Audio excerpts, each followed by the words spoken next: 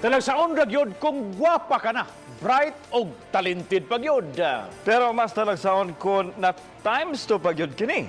Karon mga kapuso, atong ila-ilahon kining twins nga certified bisdak day gayod. Aniya ang report. Sino-sino pang tinatawagan mo, nandito lang naman ako. At kung saan-saan ka pa naghahanap, nandito lang naman ako. Sino-sino. Meet the Bragados twins. Ang kaluha nga pretty na, bright pa ug talented pa gayud. Sila ang 20 anyos nga si Christina Jean ug Paula Jean Bragados.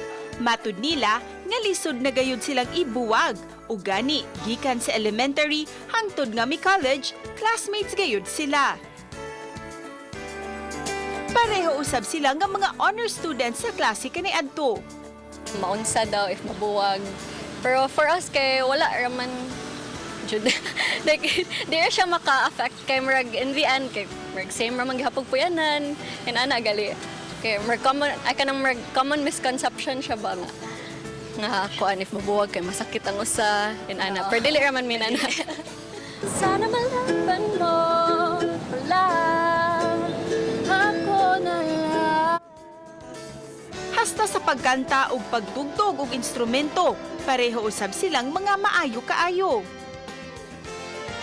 Pareho silang bag-uhay lang nga nakagraduate sa kursong medtech ug karon pareho gihapong mikuha og medicine kay plano nilang duha nga mamahimong doktor.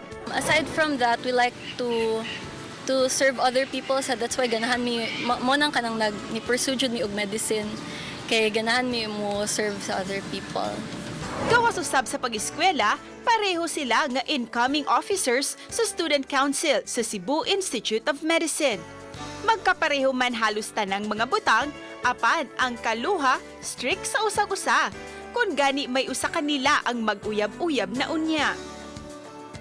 Diyang gipangutana usab namo kung unsay feeling, kung gani magbuwag man sila, mao kini ang tubag sa kaluha.